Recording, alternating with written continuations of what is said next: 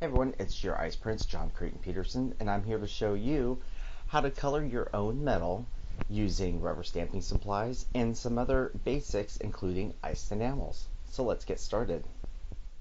The first easy technique I want to show you for coloring your embellishments would be using a solvent-based marker like Spectrum Noir markers.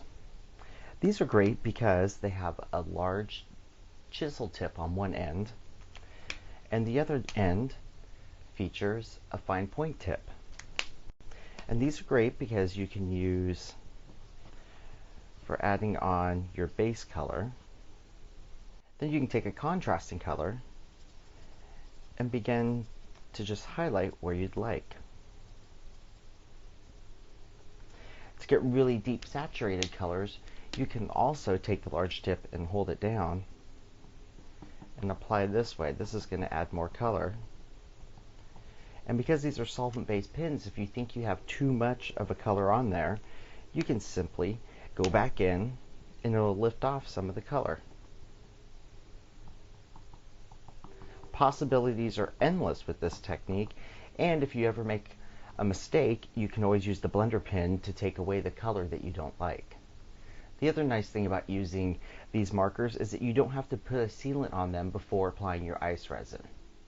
Here's another easy technique for coloring your metal, and you can also use this for coloring your bezels as well.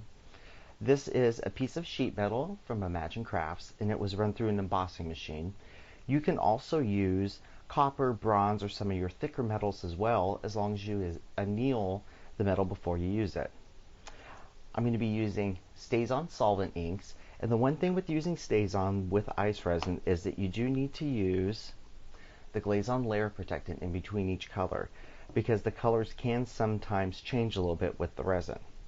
So all I'm going to do is add my first base color on here with a sponge applicator. This is one of the ink blushers.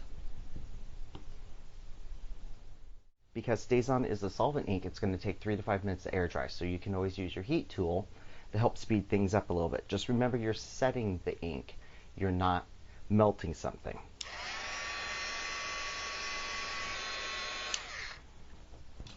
Now that we have that heat set, we're going to take some of our glaze on, and with a separate applicator, we're just going to put a small little amount on there. It doesn't take much.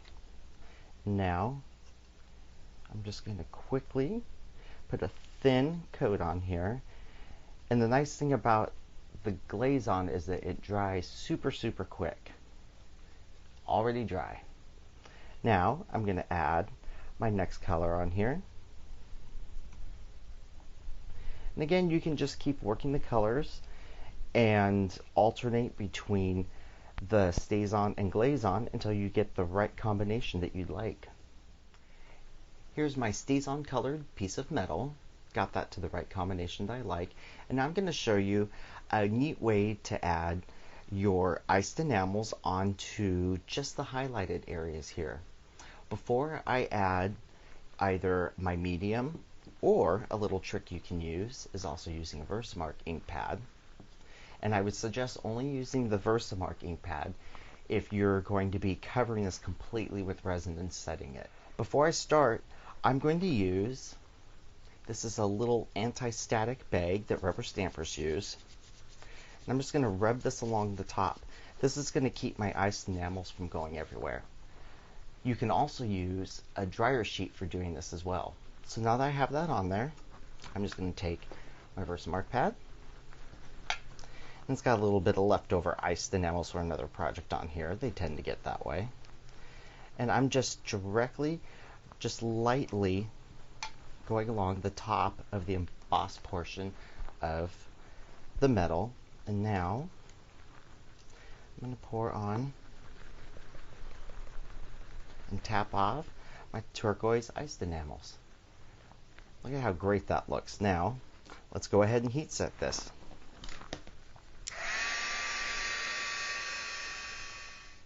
Wow, didn't that turn out great?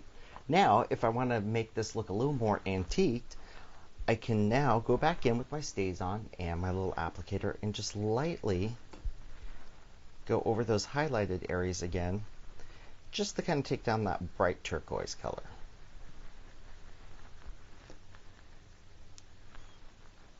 Now that I added a little bit of StazOn right here on the top area, I'm going to want to set this with glaze on again, and then I can add my ice resin to finish my project. For more inspiring ideas using ice resin and all the other great ice resin projects, be sure to check out the ICE Resin website and the ICE Resin blog.